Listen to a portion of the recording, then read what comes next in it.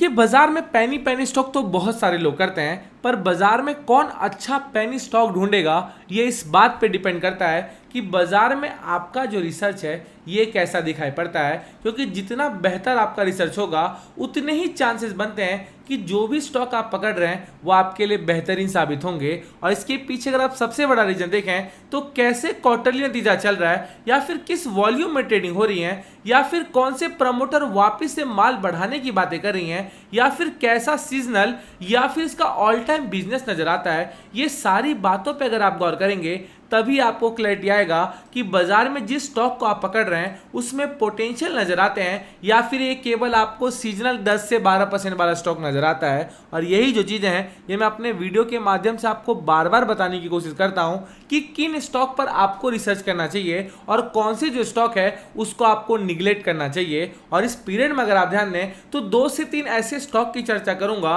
जिस पर आपको अपना जो रिसर्च है ये बेहतर करना पड़ेगा। और जितना बेहतर आपका रिसर्च होगा उतने ही चांसेस बनेंगे कि जो स्टॉक मैं आपको बता रहा हूं उसका पोर्टफोलियो में कैसे फायदा होने वाला है। तो थोड़ा सा आगे बढ़ें और कौन सी कंपनियों की हम लोग चर्चा कर रहे हैं ये डिटेल में आपके सामने प्रेजेंट करना चाहूँ। तो पहली कंपनी जो डिटेल है ये आपके सामने आ गया है, और यहाँ पे अगर आप ध्यान दें तो हम लोग जेपी पावर वेंचर लिमिटेड की बातें कर रहे हैं। और अगर आप प्राइस के ऊपर ध्यान दें तो ये आपको 16 से 18 के आसपास नजर आ रहा है। और बाजार में अगर आप इसकी ओवरऑल प्राइसिंग की बात करें तो ये जो प्राइसिंग है ये आपको बुक वैल्यू से सस्ता नजर आ रहा है। और साथ में अगर आप रिटर्न ऑन कैपिटल एम्प्लॉयड की बात कर लें और साथ में अगर आप रिटर्न ऑन कैपिटल एम्प्लॉयड के देखें बाजार में आपको एफडी के रेट से ज्यादा दिखाई पड़ते हैं। और साथ में अगर आप वॉल्यूम के ऊपर ध्यान दें तो ये जो 30 से 35 करोड़ की वॉल्यूम रोज नजर आ रही है यही बाजार में सबसे बड़ा कारण है कि यहां पर आपको निवेश की जो चांसेस हैं ये कहीं ना कहीं नजर आ रहे हैं। और निवेश से पहले अगर आप देखें तो जितना बेहतर आपका रिसर्च होगा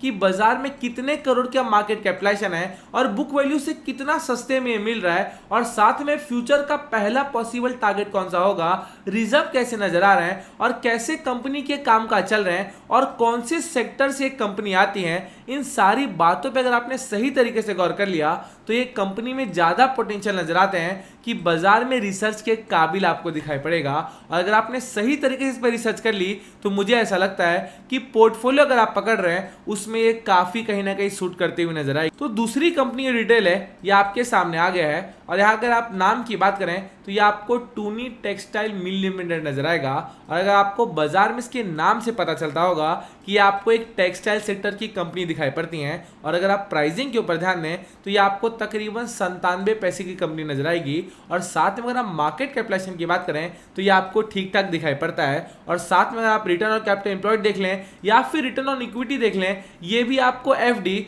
और कहीं ना कहीं बैंक के सेविंग के रेट के आसपास नजर आएगी। और साथ में अगर आप वॉल्यूम पे भी ध्यान दें तो ये भी आपको ठीक ठाक दिखाई पड़ रहा है। और बाजार में ये जो कंपनी है ये मैं क्यों रिसर्च की आपको सलाह दे रहा हूं, तो चाइना से जितने भी इंपोर्ट होते थे जो कि टेक्सटाइल रिलेटेड होते थे वो उसमें काफी जो गिरावट है ये आपको मोदी सरकार में लड़ाई के कारण नजर आई थी। और उसके बाद अगर आप देखें तो जिस तरह से लगातार ये गिर कर आया है उस पीरियड में अगर आप नजर डालें तो जैसे भारत में टेक्सटाइल कंपनी और स्वदेशी कंपनियों के डिमांड बढ़ रहे हैं उस पीरियड में अगर आप ध्यान दें तो ये आपको सबसे बेहतरीन कंपनी नजर आएगा जिस पर आपको रिसर्च करनी चाहिए। और अगर आपने सही तरीके से रिसर्च कर लिया तो मुझे ऐसा लगता है कि पोर्टफोलियो के लिए एक और जो बेहतरीन कंपनी है ये आपको कहीं ना कहीं नजर आएगी।